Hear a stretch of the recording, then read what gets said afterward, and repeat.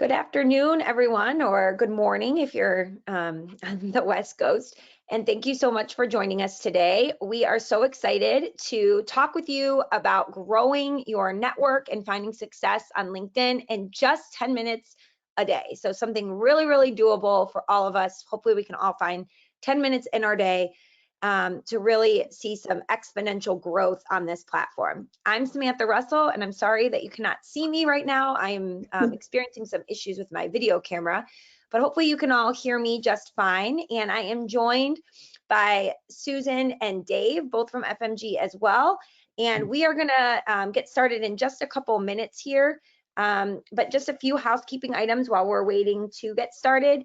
If you have any questions at all, please put them into the question box in the GoToWebinar control panel. We really want this to be interactive for you all. We want to be able to see what, any hiccups any of you are having using this tool, or how we can help, improve your experience using LinkedIn and help you get the most from it. So please, please, please, put the questions there. And yes, everything will be recorded, and you will get both the slides as well as the replay sent out to you after today's event. So those are typically the top questions that people have. All right, with that, again, I'm Samantha Russell, the Chief Evangelist here at FMG. And because we are talking so much today about LinkedIn, I really, really want to encourage all of you, if we're not connected on LinkedIn yet, to connect with all three of us, all three of the speakers today, so that you can get some great examples of the types of posts that we want you to be utilizing, and what just makes for great LinkedIn content. So you can connect with us there. There's my LinkedIn handle, if you will, Samantha C. Russell. And joining me is Susan Theder. And Susan is at Susan. You can see her LinkedIn handle right there. If you go to LinkedIn and search for her, Susan is our Chief Marketing and Experience Officer here at FMG. Hi, Susan. And then we also have Dave Christensen, our Chief Product and Technology Officer. And Dave is that Prod Fellow? Is that how you say it? Yeah, I broke all the rules. I didn't use my name and stuff. Yeah, I was about to say, starting with a not best practice. Dave, Yeah. search for Dave Christensen. I'm pretty sure you come up. I come up. Yeah, that's right. So in last session, we did talk about what are best practices for your LinkedIn name. And just in case you missed that one, it is to use your name. If you want to put something like CFP at the end, or your designation, that's fine. I feel shamed right now. I'm the technologist. We do weird things. Yes, you do. You have. He's too cool for school. You are too cool, but just so that everybody knows, because I know it's gonna be a question. Well, what is the best practice? Yeah, just everybody remember, don't do what Dave did. Don't. That's right. Okay. And then today, what we will be discussing. So these are the four main things we're going to be talking about: how to proactively grow your LinkedIn network, which is really, really important. And one of the things that we were all talking about offline before we joined today was, there's so much that many of you are being told about what's the best practices that when it comes to what kind of content to post, or how to structure your content, or how often to post. But oftentimes you're posting and you might only have a few hundred connections, so there's not that many people actually seeing it. So we really want to dig into that today, how to proactively grow your own network so you have more eyeballs seeing it in the first place. And then we're going to talk about finding connections that look like your ideal clients. How do we do that? What you should be commenting and posting. So we'll spend a little bit of time on that. And then the LinkedIn personal versus business pages, because we still get so many questions on, when should I be posting to business? When should I be posting to my personal page? All right. So let's start by talking about the weekly calendar connection. And Susan and Dave, are my slides, they're going in real time here for you, right? You guys can see my screen, okay? You're great. Okay. Yep, everything looks great. Wonderful. So I'm gonna show you this in a slide, everybody, and then we'll actually go into the LinkedIn platform and show you how this would work, if you were actually going in and doing it. So I really want everybody to focus on this because it's so simple, yet it makes such a big difference in growing your network. So every Friday, I want you to go back through and look at the last 5 days of your calendar, right? And what I want you to do is pull up every single meeting that you had on the books. And so you can see an example here, this meeting I had with SEI, Susan and I had. And I want you to look at all the people that are in that meeting, and you're going to copy their name right into LinkedIn and search for them. And then once they come up, you're going to click on their name and send them a connection request. So it's really that simple in terms of what we call the calendar connection tactic, but it makes a huge difference because most people aren't doing this. We often meet with somebody and we forget about, sending them a connection on LinkedIn. And it's such a great strategy to build that network.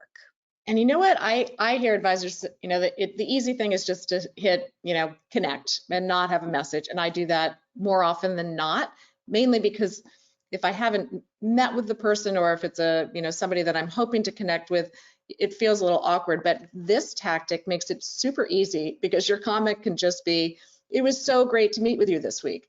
And the same could be done like if you ever attend a conference or an event in your community. Just do it right after, and then you have something really natural to talk about in that connection comment. It's so true. And one other thing I really want to point out is with this tactic, it might be tempting to think, oh, let's say Joe Schmo that was in the calendar invite is the assistant or the admin for the advisor or for the person that you were meeting with, right? The potential client, a business owner, if you will. So you might think, okay, well, I'm only going to connect with the business owner. That other person was just setting up the meeting. They were the facilitator. But that would be a really big mistake because, again, the goal of this is when we're making these connections, then when you do step 2, which is posting to LinkedIn later in the week, all of those people you've now connected with have the opportunity to see your content. And so having the administrative assistant be somebody or somebody that was help facilitating is really great because they then have the opportunity to remind the decision maker later, hey, do you remember when we met with that financial advisor and they brought up X, Y, or Z? Or, hey, I saw in the feed of this, this person posted this. So the more you can expand that network, the better. So this, it goes for anybody that was on the meeting, not just necessarily the decision maker. That's great, Sam. I have a slight variation on this too for those folks who have meetings scheduled for them in advance. So on Friday, when you go through this, you can look back and do everything we just said. You can also just take a second and look forward to the meetings that are already on your calendar and take a look at those folks, and you can connect with some of them in advance. And it's exactly the same thing we just talked about, except you can go, hey, it looks like we got a meeting on Tuesday. I'm so looking forward to this, can't wait. And then they will often connect with you prior to the meeting. You'll see them come and check out your LinkedIn profile, and you're going into the meeting with that already taken care of. The reason you have to look forward and back is, as we all have happened, sometimes those meetings are sort of last minute. They weren't scheduled well in advance, and you want to catch those folks as well. But sometimes it's really helpful to do it in advance of the meeting. Yeah, I love that tip. And, I think the point is pick a day and just try to make it systematic because like everything else, this will fall to the bottom of the list. If you just say, oh yeah, I'll try to remember to do it. I would block a time on your calendar. But the beauty of this is it doesn't even have to be something you do. You could give your LinkedIn login and password to, somebody who helps you with your marketing on your own team and have this be just a weekly task that they do. That's something that I used to do when I first started using LinkedIn was I had an assistant every single week go through my calendar and do this on my behalf. So again, this is something easy to outsource. So I just wanted to show though, you can also do this with your emails. So this is a little bit more time consuming, but sometimes you have some great email conversations that are happening, but you don't actually meet with people. And this is another great way to do that. So I just have an example here. This, person, Thomas, is emailing me saying, hi, we had met at this conference pre-COVID. We're just having this email chain. I copied his email address right into LinkedIn, and then he comes up and now I can connect with him. So in addition to the weekly calendar connections, this just takes it one step further, going through your emails and any new email contacts that come in. requesting to connect with them on LinkedIn. And you know what I did is just add a folder in my inbox. So as an email comes in that I just, again, it becomes more of a mental habit. You know what, this is somebody I'd like to connect with, or at least check to see if we're connected. I just shove it in my inbox in a folder, LinkedIn. And then, at the end of the week or over the weekend, I open up that inbox or that folder and I can go through it. It's sort of an organization tip. Yes. So let's just come here into LinkedIn. And Susan, can you still see my screen okay, this LinkedIn screen? I can. And I don't want to complicate things, but I was thinking myself when you and I were going through this, it was helpful. I just opened a window with my own LinkedIn so that I could kind of have them side by side and do what you were doing real time. It was helpful to see, how to find it as opposed to just looking. So for those of you that feel so inclined, open up your own LinkedIn and you can kind of follow and mirror Sam's activities. Yes, so I was gonna, in real time here, look for this Kirsten Crumling. And so one of the things that I wanted to show you though is, let's say Kirsten had a really common name like Bob Smith. If there's more than one person listed and you're not sure, the other thing you can do is just type in the name of their company after their name. And that usually will help you make sure you're connecting with the right person. So if you're having somebody do this on your behalf, that's one strategy. The other thing is, if you use, if you search the person by their email address, oftentimes that is also going to help you find the right person. But just keep in mind that the email address that we sign up with to utilize LinkedIn is often not the one that of the current company we work at. So it doesn't always work that way. So I prefer this strategy where you search their name and then the company that they currently work for. I agree. I think many people use their personal email or Gmail or whatever it is for their sign up, but obviously you're looking for you would have their professional one. So I like that. Right. I like that strategy. So here's Kirsten. I hope that right now Kirsten is actually on this webinar, and this is the moment where she is connecting with you. And she just she started a new position. So that's awesome.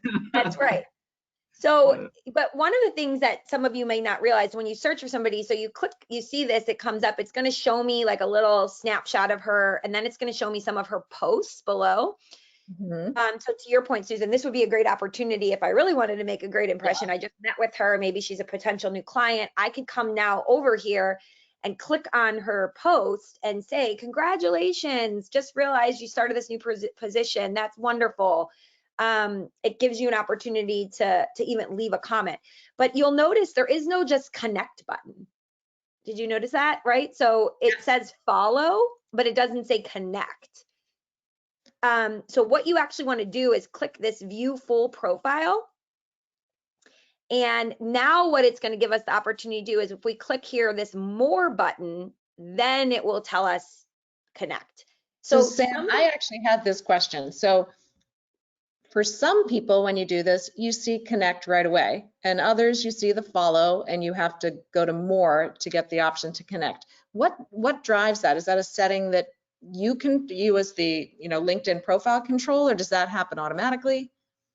As far as I can tell, and I could be wrong, I'm not 100% sure, because LinkedIn plays with their, how they get people to interact with each other all the time, but they want people to get in the habit of following each other more than just connecting, because and this isn't going to be a worry for most of you, but there is a limit. You can only ever have 30,000 connections.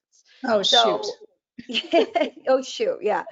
So, Susan and I are right on the edge. We're going to have to stop connecting. I know you can't see me right now, but I'm laughing very hard. So for some people though, that does become a real thing. And so you can have as many followers, you can have millions of followers, but you can only have 30,000 connections. So that is why I think some people just figuring it might have been something like when you reach a certain number, it adds that follow button, just a hypothesis. And then my follow-up question is, I assume that it is better for advisors to get to that connect in terms of expanding their own network and the algorithm's reach of their own posts, right? Great question. Yeah. So if I click follow to Kirsten here, I'm going to be following her content, but she is not necessarily going to be following me back. So the connection is a two-way follow. The algorithm says, okay, Kirsten is following Sam, Sam's following her by nature of that they're connected. But if I just follow her, it's a one-way street. So some of you may follow things like Bill Gates on LinkedIn. He has like millions and millions of followers. He's not following all of you. He's not seeing your content. But if you just click the follow button, you're able to see all of his content. So when you're trying to build your own network, we want to use this connect button, not the follow button. Awesome. So I'm just going to click connect here. And then to the point we made earlier, you can either choose to add a note, or you could have just clicked that send button. So if I just click send and I just met with Kirsten, a day ago, she's going to go, oh, there's, Samantha Russell. I don't even have to take the time to write a note. But if I wanted to, I could just say, it was so nice meeting you last week, and then click send. And now she's got my connection request. So it's easy as that. Do we have any questions about the calendar or the email strategy that we want to address now, or should we keep going? And No questions yet. I always appreciate. So I was going to say, I always appreciate the note. Like, I don't know, even if I just met with someone yesterday and they connect and I see him, I know it was because of yesterday. The ones that give me the little note feels good. Let's be honest, it feels good. Feels like they took a little extra. So I try to always do the same thing for everyone else. Yeah, make it personal. If you go back, I was just going to say, Sam, and you may be covering this later, but I know that another tip you have is the people you may know. Yes. And you can. Yes. You want to, I think maybe we cover that later, but I wanted to point out that if you look up somebody, you'll also see their connections that you might know. Yes, exactly. So you can see now, once I've sent that off to Kirsten here, right below it, this people you may know. So let's say Kirsten is a really good potential prospect for me. These are showing me now below there, based on me connecting with her, other people that I may know that I might want to connect with. And one of the things that I like about this is it also shows you how many other mutual connections you have with that person. That's my favorite, because it's actually kind of interesting. I mean, you probably don't know it. Like, Sam, you're looking at this, you may not know any of these people that it says you may know, but when you click on the shared connections, and obviously the more shared connections, the more you should absolutely connect with that person. But it's interesting to see the shared connection, and then that typically sparks some other ideas about ways to either reach out to them or, just gives you a whole nother network, because those people obviously are connected to a whole nother group of people. Yes, exactly. So, and we're going to come back to how to look through somebody's connections to find your ideal client here in just a minute. But before we leave this, I just want to, again, reiterate why this strategy, this calendar and this email connection strategy, doing it weekly, is so effective. So here's actually some screenshots from my own LinkedIn inbox. So you can see this was January 2019. My friend Chuck, I did not know him at the time. I wouldn't say we were not even acquaintances. He came across a video that I had posted on marketing best practices. And so he sent me a message saying, I like this video, let's connect. It wasn't for another almost 7 months after he started seeing my, content in his feed all of the time. I left some comments on his content. He left some on mine. That now an opportunity came up, right? So after he sent me this first message, I responded. I didn't put that all here for you all to see, but saying something like, thank you so much for letting me know you found it helpful. That's great to know. Happy to connect with you. And then whenever somebody does proactively reach out and ask to connect with me, I always try to make it a habit to then go to their page if they're the one initiating and Sam's say, back. You're on video now. Careful. Yay! Oh, hello everyone. Sorry for the glitch. So I clicked over to his page and found a post that he had and, left a comment like, oh, this is a really interesting study or whatever. So in that way, it sort of cements the relationship. Okay, we're officially, LinkedIn friends now. But you can see it was 7 months later that he then messaged me to say, hey, I passed your name along to this person. They're looking for speakers for their conference, right? And this didn't happen overnight, and I didn't try to pitch him anything and he didn't try to pitch me anything.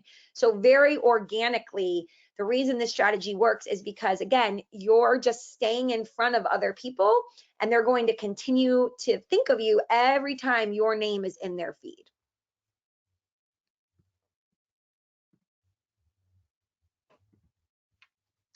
Okay. So let's move on to, once you've got some of those connections, what you can do daily, that you can, how to interact with the connections that you do have to go from them being like a cold connection to a warmer connection, right? So you meet with somebody once, they come into your office, you have a virtual meeting with them, you think they're a prospect or a lead, but maybe they're not a good fit right now. So you connect with them, but then months goes by and no movement's happening. They're not necessarily signing on to work with your firm tomorrow. This is a great way to keep that relationship top of mind for them. So every day you go into LinkedIn and you choose 5 posts in your feed or 5 connections that you want to leave comments on. And again, we don't want to just say something like, great post. We want to add some value. I want you to try to make at least one of the posts that you post on a second or a third degree connection. So you can see up here in this example, I left a comment, but Daniel's a first degree connection of mine. Try to look for people where it's a second or third degree, and I'm going to show you that in the LinkedIn app in a second. But just one quick pro tip, if you leave a comment and you see that the comment that you're leaving is actually getting a ton of engagement of its own, that's a clue that it would make for a great standalone post. So here, what is a ton? Because I think I've maxed it maybe 4. Does that count? Well, then for you, that would be good, right? So a ton is going to be varied based on how many connections you have. If you only have 100 connections, 4 is a lot, right? I think if you're not saying you only have 100, I'm just saying, just okay. So sorry. So you can see here though, for me, this one got 59. I was like, wow, so many people are resonating with this comment. I'm going to go make that its own standalone post. That's a really good question, Susan. If most of your comments only get 1 or 2, 4 or 5, you're like, okay, this is resonating with people. I think you just smile. That's all I do. I'm like, yay.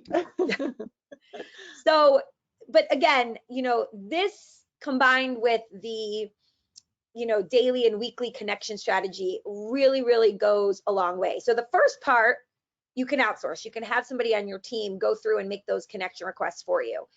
This is something that I do suggest you, as the advisor, do on your own, because you're going to know those relationships. You're going to know what tone of voice to use when you're making those comments. I would argue that this part needs to be your 10 minutes per day.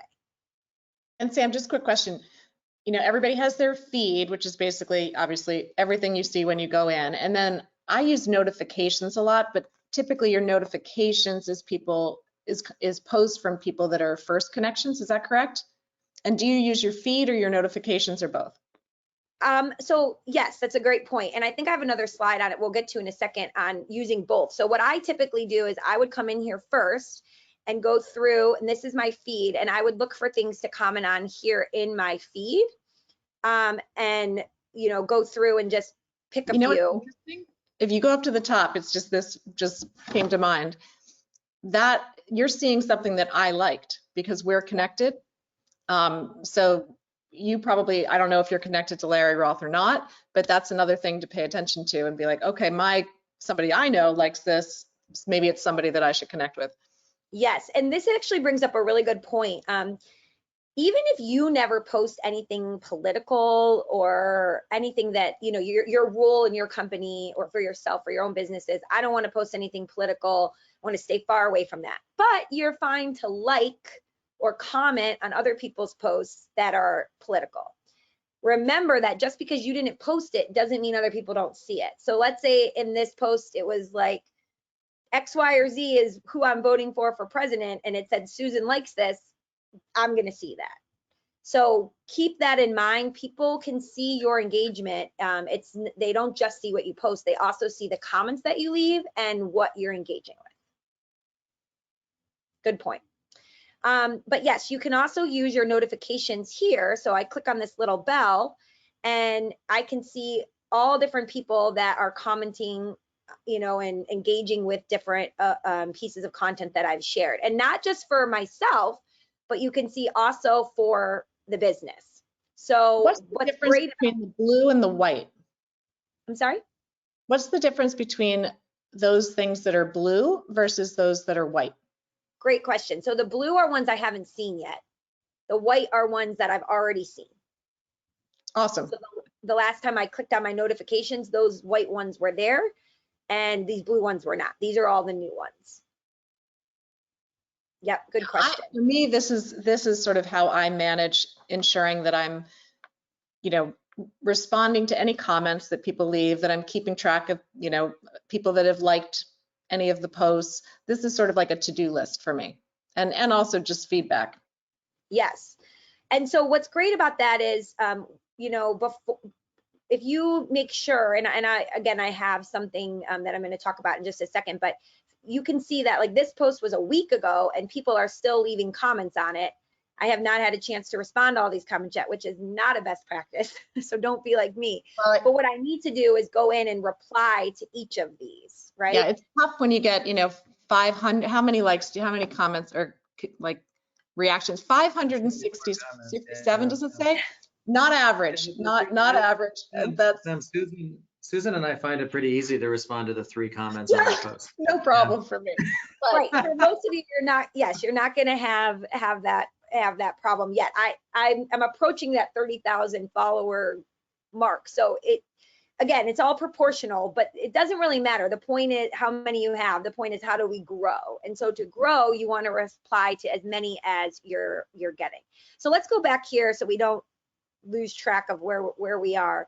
And back in our little slideshow here, that led us exactly to that next point, which is once you pick your 5 posts in the feed to comment on, then I want you to go back and reply to comments on any of your own previous posts. And the reason why we want to do both, just so we're all aware, is the first one is where you're going to have the opportunity to branch outside of your own content, right? So it's more reciprocal. It's something that has nothing to do with you that you can leave a comment and add to the conversation. This is making sure that anybody who's engaging with you, they're taking the time to leave a comment, you're engaging back. Does that make sense, the difference? Absolutely. Okay, so here in this example, Nate, you know, he posts something and people start commenting. And so now you can see he's replying to the comment that John left. This tells the algorithm, hey, this LinkedIn post is quote unquote creating conversations. And LinkedIn is all about wanting to create conversations and have people engage with each other. It's a social media platform. We want to be social. So the more, you know, you can engage back and forth, the better. Now, a lot of comments are not going to be like John's here, where they're a whole paragraph. Somebody might just say something like great post, or, you know, I liked that. So how do you reply to that? What I want you to do in those situations is to probe for more. So say something like, what section of the article did you find most helpful? Or, you know, why did you think that this was an interesting article? What did you find most interesting about it? Or could you believe point number 4? Or could you believe that statistic? I couldn't when I read it, right? So just trying to get them to keep the conversation going. I admit I don't do that, so I'll have to start. Again, these are all best practices. We're not going to be able to do all of them every single day, as you can see from my own feed. But if we start with those calendar connections and outsourcing them to somebody, then we pick our 5 posts in the feed we're going to engage with and then reply to the previous ones. For most of you, again, this should not be taking more than just 10 minutes a day. So again, you would, to do that, you're going to just go to your notifications to find the people who are commenting on the previous ones. Now, I do want to point out, because we do always get questions about business versus personal. If you click on your company page here, this is where you can then see, you know, any of these different company posts. I can either be viewing it as an admin, which I am right now, or I can click view as a member and see it in the way that other people that don't have administrative access would see it. But I can look at all of the company posts here, click on the comments, and be responding to any comments on the company posts as well. So hopefully that's helpful if you weren't sure where to find that. So you just go into your company page, you can click on any one post and then look at the different comments that people are engaging with it. And you want to make sure that you're responding to those as well. All right, so Sorry, go Quickly ahead. on the expand network, something that just occurred to me. I was, doing a little research before this. Just couple quick hits before we move on to the next, I think, section. Obviously, connecting with all your customers is an easy first step, and that, that sort of clean that out before you move into this 5, well, actually you could do it concurrently with the calendar tactic. But also join groups is another super easy way to expand your network. And you could do industry groups, you could do philanthropic groups, you can do, alumni groups. There are lots of them. So if you haven't already taken advantage of that, as well as just peers of yours in the industry, people you meet, they could be your home office people, obviously your employees. So sort of as you get started, brainstorm all those logical, really easy connections. And then going forward, adding some of these other tactics, you'll definitely see a difference. That's such a great tip about the groups. If you come in here I'll just show you again, if you're on your own page and down here on the left, you click groups. There are, let's just say you work in the Philadelphia area, you could start looking at, when I spelled Philadelphia wrong, you could start looking at different groups, like maybe you work with professors from Philadelphia University, you can search for groups that way. So you can search for different groups. Maybe you only work with physicians or lawyers. People belong to these kinds of groups, and so you can search for groups that way. And then one other thing, just in terms of expanding your network, when you first start, if you come here to this My Network, on the left-hand side here, you're going to see this little contacts, like an address book. If you click on that, you can actually upload from your email provider a list of contacts, and either then once they're uploaded, you can either just say invite everybody to connect with me, or it'll give you a list like this, and you can one by one go through and only send invitations to those folks that you're interested in sending it to. So you can see here, I've previously imported 4,000 contacts from Google, but if I wanted to add more, I can click add more contacts, and I can choose. So this is my personal email.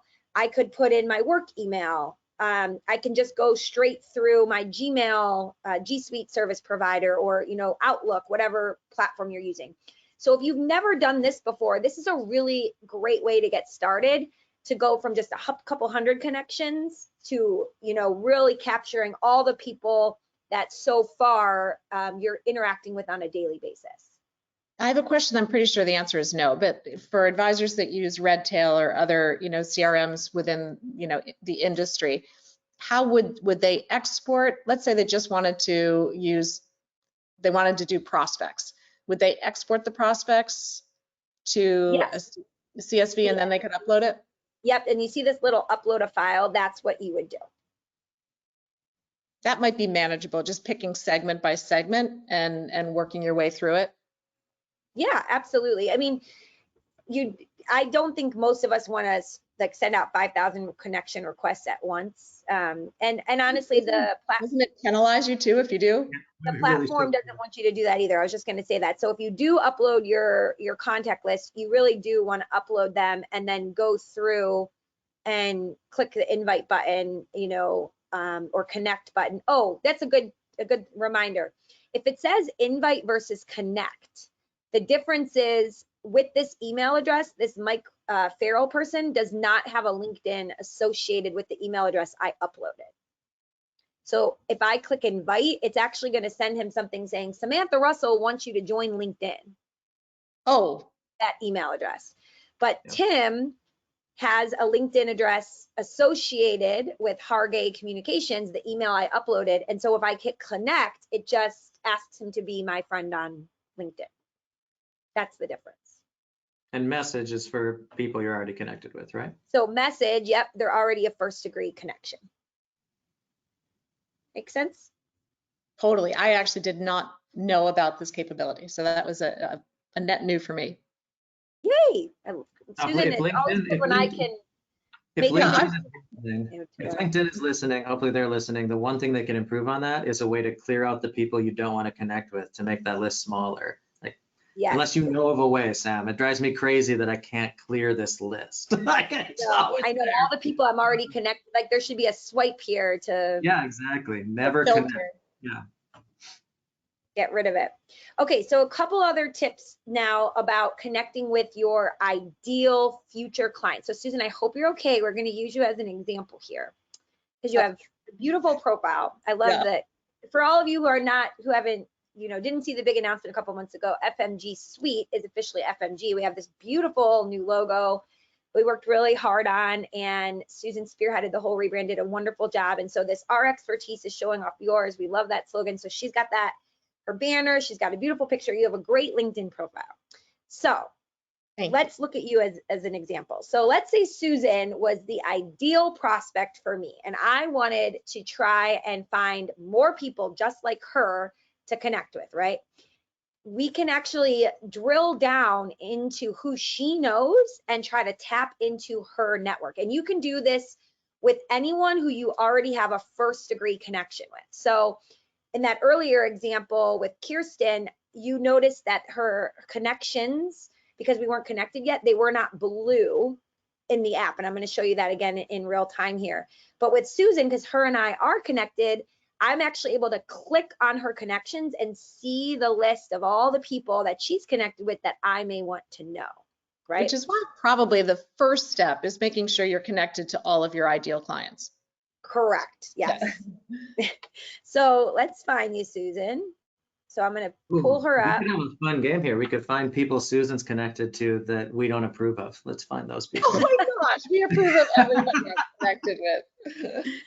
So so you come to the person's profile and we're gonna click this little 500 plus connections here. And when we click that, we're gonna see all these wonderful people that she's connected with. And you'll see that up at the top here, I can filter. Who do I want to look at? I wanna look at people, and it's automatically putting these filters in, by the way, but you can change them. Do I wanna look at her first and second degree connections? So I wanna see who we both mutually know. Do I want to just see her second degree connections to expand my network, or do I also want to look at second and third? So I can do it different ways. So let's say I only want to look at second degree connections. I'll do it that way. I'm sure everybody knows, but a second degree connection is somebody, someone that you are not connected with that this person is connected with. So you're connected to them and they're connected to these people, but you are not connected to these people. Thank you. Perfectly said. Yep. I'm kind of curious, like, how does this list get generated? Like, why is Kelly at the top of it, for example? It's sort of interesting. You don't have to go there, but it's very random. Yeah, I do think that part of what they're looking at is pulling people that, because I've expressed on my profile that I'm interested in things like marketing, branding, financial services. So they're people that have. So it's actually already sorting your ideal matches within my connections. That is my understanding. The algorithm is doing an interest graph match between you and this list. That's cool. And so with any of these folks, here's Kelly, she's the head of marketing at Thrivent. I can, again, either just click connect and send it off, or I can click add note. So in this case, I'm just going to click send, and you can see it now says pending. If I wanted to add a note and say something like, hi, I saw that you and I are both connected with Susan Russell. Susan Russell, I just made you part of my family. Susan. We're mashed up. Yeah. But another great tactic is, look at this Karina here. Susan and I are both Susan's connected with Karina, but Karina and I have 77 people that we both know, right? So if I click connect, I could drop a note saying something like, hi, Karina, I noticed we know over 70 of the same people, wanted to connect with you.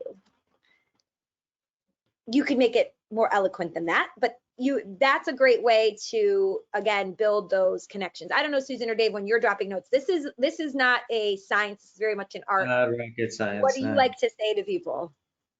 I like what you just said there. By the way, I just want to give you props. You managed to type that entire thing without a mistake live. That has never happened in my entire life. I mistyped something and have to backspace. Right. Nice work. I think, one thing I've done is I'll click on the person, look at their posts, try to get a sense of, do we have anything that I could sync into to reference within my comment? or my requests. So I might, look where they went to school, where they've worked, whether, they've posted on something that I could say that I really liked, I saw your post on blankety blank. So I try to use their feed.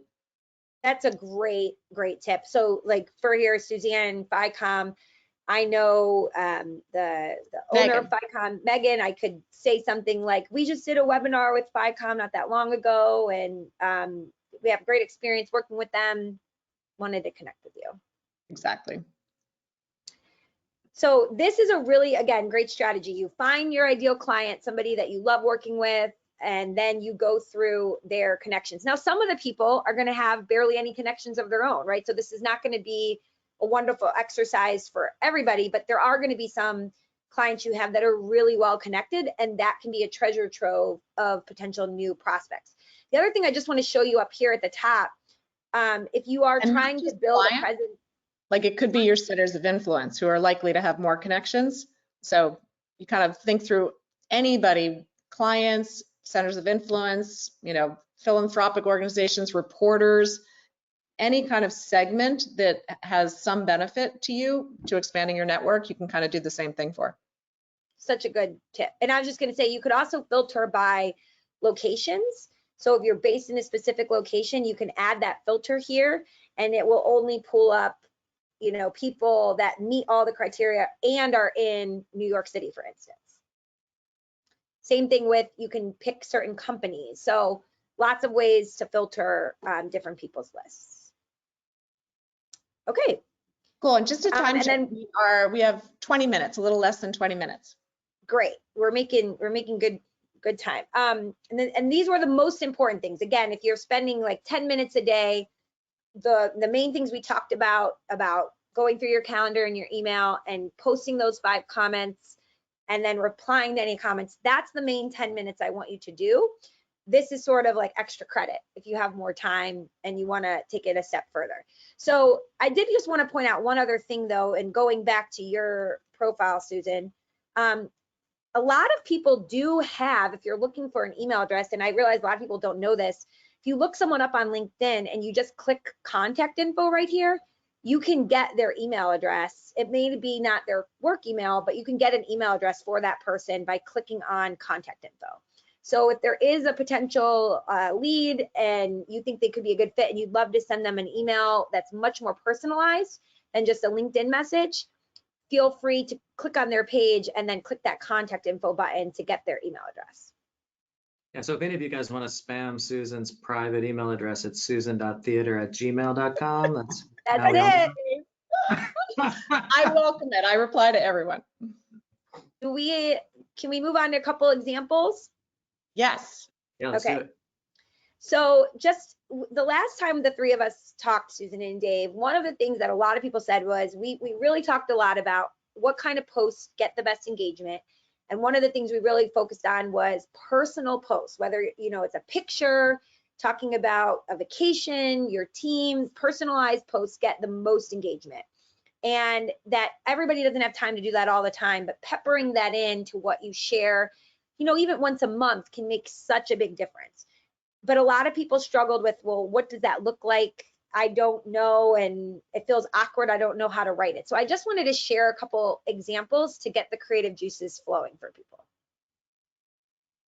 So for instance, if you win an award or your company is, your company's awarded with something, how do you post about that without sounding braggy, right? The humble brag that people do. It's perfectly fine to just say, I'm so honored to have won this award. But I love this example here from Chad Chubb, where he won, he got the designation of being an Investopedia Top 100 advisor. So instead of just saying, I'm so happy that and honored that I won this, he posted this adorable picture with him and his child saying that they went out for dinner in a Red Sox game.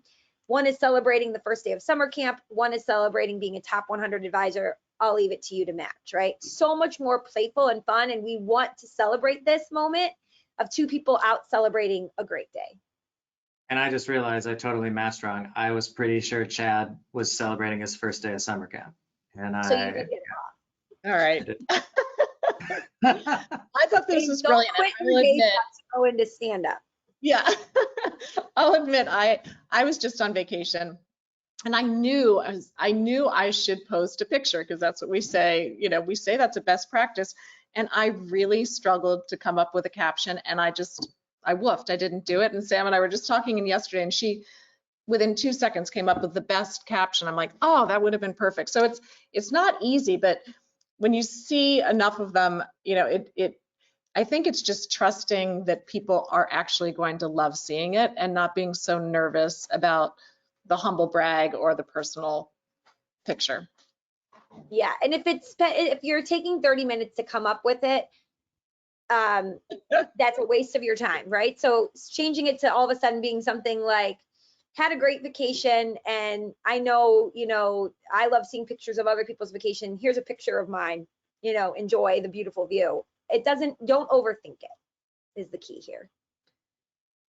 So, okay, here's another example. So this example, Jeannie Sutton here, she's known as the 401k lady, and so she helps different businesses with their 401k plans. So whenever she goes and visits with a new small business or business that potentially is going to utilize their services to offer 401ks to their clients, they take pictures with them. And oftentimes, they're not this exciting, like being in a zinc mine, but sometimes they are. Sometimes they're in a boring office building, but they still take the picture. They will tag the business. So you can see here, thank you, Nearstar. And then she uses different hashtags that her prospects and clients might be following. And then she always also tags the company she works for and some of her colleagues. This is really a great strategy because now Nearstar and all of their team is going to see it, but also the people that are all part of her company, Strategic Retirement Partners, get that notification, that bell like we talked about, and they'll be reminded to come leave a comment on it. This is brilliant. This is such a good strategy. And again, don't overthink things. I just wanted to show you, a lot of people struggle with coming up with original content. Whether you're using the great content that we have with FMG's library, or you're, using a tool like our mobile app, which Dave, I'd love for you to give everybody a preview of that some more, that links out to third-party articles like from the Wall Street Journal. If it's interesting, people will be interested in it. So don't overcomplicate things, right? I mean, case in point, your post that had 500 and some odd engagements was about a Rolls Royce next to a yacht. So I mean, don't overthink it. I have trouble like underthinking it that much, but it works for sure. Yeah. So in the interest of time, because I do think there's so many people on the call right now, and we can get into questions. I don't know, Susan, what you think we should do next. We should answer some questions, or we should talk about some of the ways that we've updated what we can offer to help people who are still struggling with this. Yeah, I think if Dave, you want to show the mobile app, which is a great, I think a great way on the go, because I also read something like, I think it's at least 50% of LinkedIn engagements are done on a mobile device, which, yes, especially as we've all moved remote.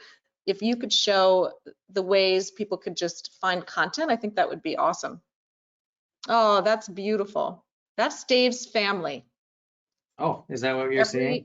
Yep, every member of his family. He was That's not ready. Webinar. Beautiful family. Hang on.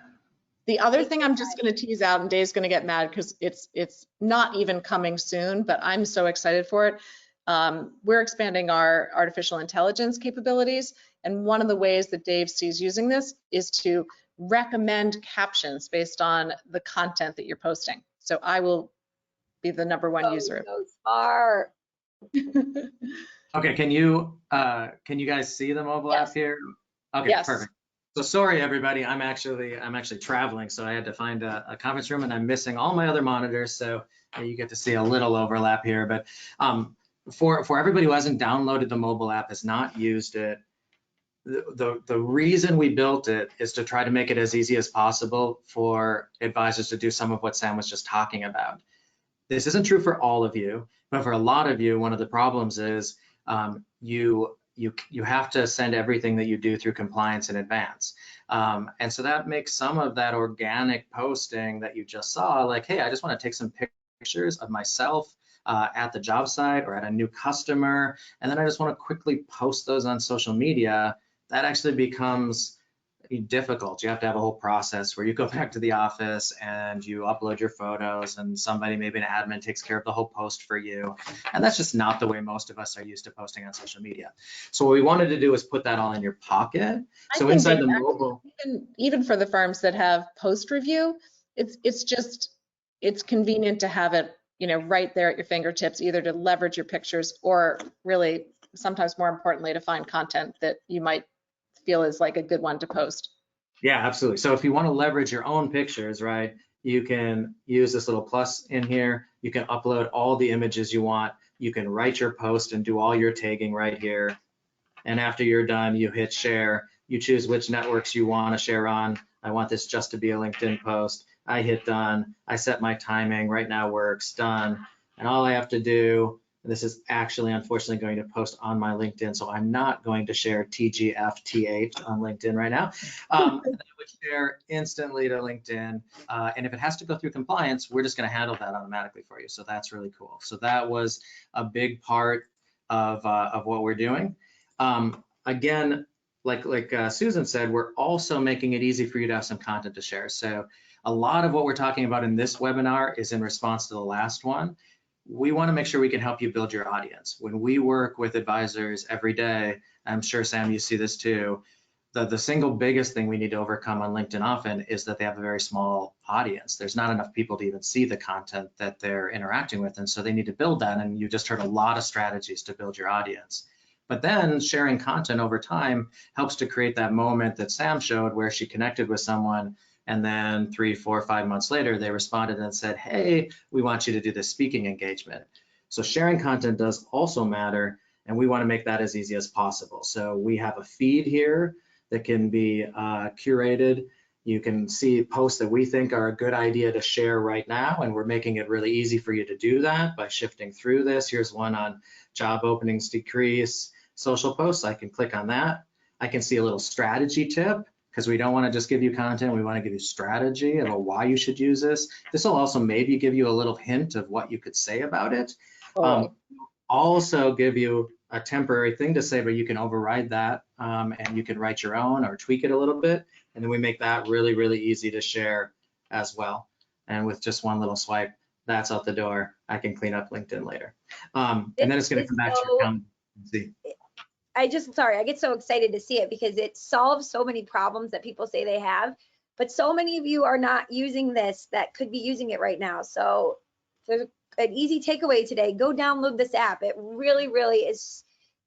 Dave, props to you and your team. You guys thought of everything when designing this, and I know you even have a lot more in the roadmap to come that you want to keep improving it. But even as it is right now, I think it's such a time saver.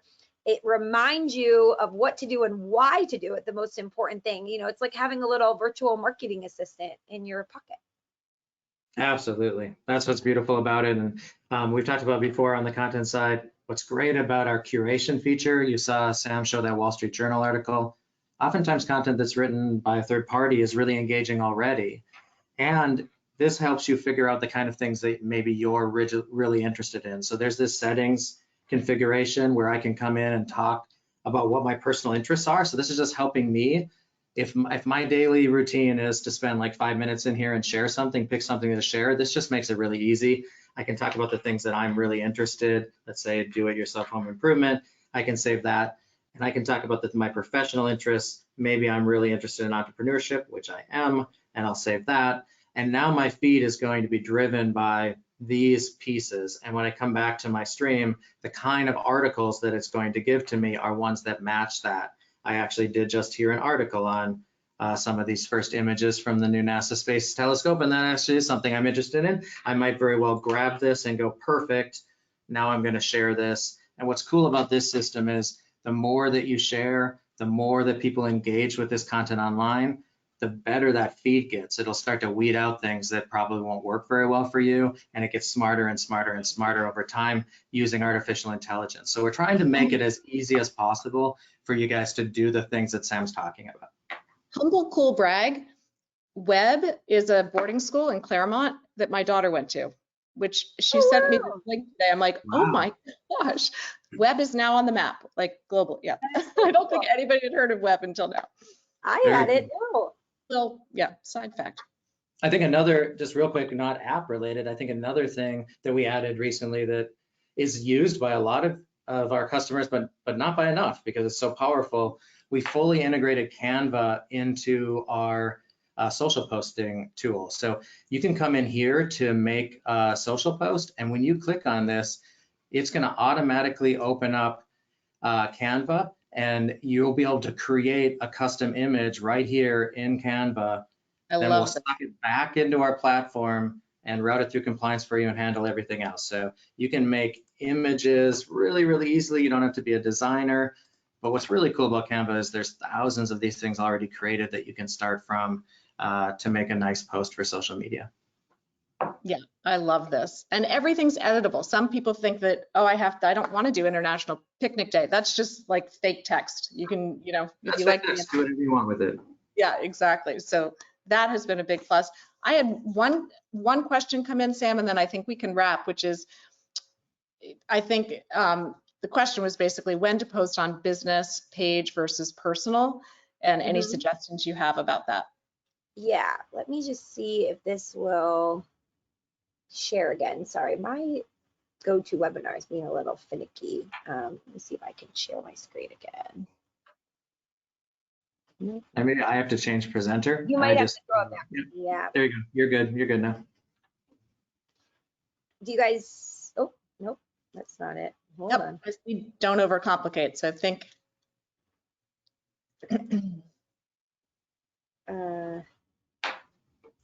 But you've told me before, you know, first of all, a business page is to create a business brand and a business personality, and the personal page is to expand with your personal brand.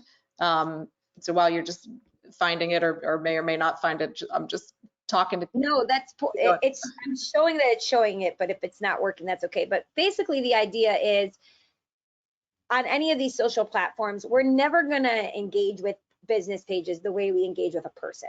So I highly suggest that you have both. You need to have a business page and a personal page. We went into why the last time, but a lot of it comes down to, you know, legitimacy. Every business should have these pages now, and consumers expect that. Also, people go to the page, they might not engage with it, but they'll look at what your company's talking about, see who works there. And from an SEO, search engine optimization perspective, it's important to do that. But when it comes to what you actually post, a really good strategy is, you know, have the business page be posting things, you know, maybe an event that you have coming up, or a blog post, or a link to something on the website, or hey, we have a new team member.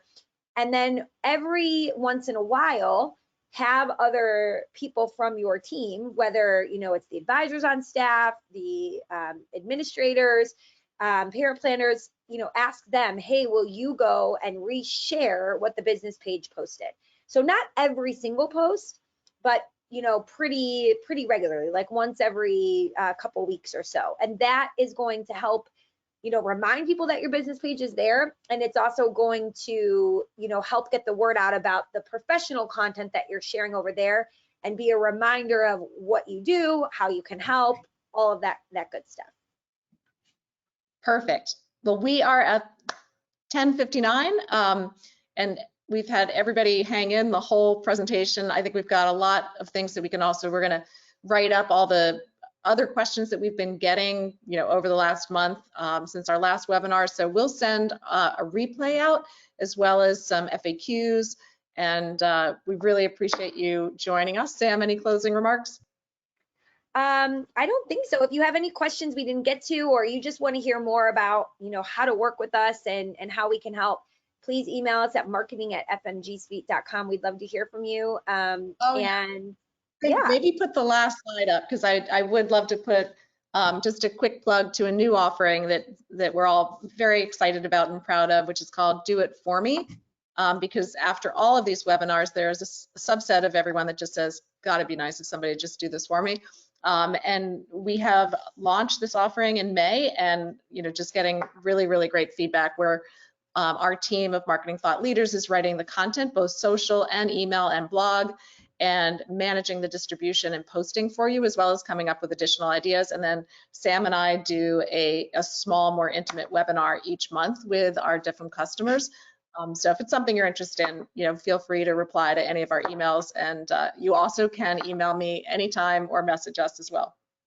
Sorry, I don't know what's going on with my GoToWebinar. It's not letting me show you those slides, but when you all get sent the slide deck, at the very end of the slide deck, you'll see a great preview of what this Do It For Me offering looks like, the editorial calendar that we send you, the content that Susan and I write. So it's basically like having us help write your social media posts, your emails for you every single month. And it's exactly what it is. We do it for you. So if you're interested in that, again, you can email us at marketing@fmgsuite.com or just reply to the email that we send you after today's webinar. Thanks so much Awesome. for joining us, everyone. Thanks, Thanks, everybody. Sam. Thanks, Dave. Thanks, Sam. Bye-bye. Bye.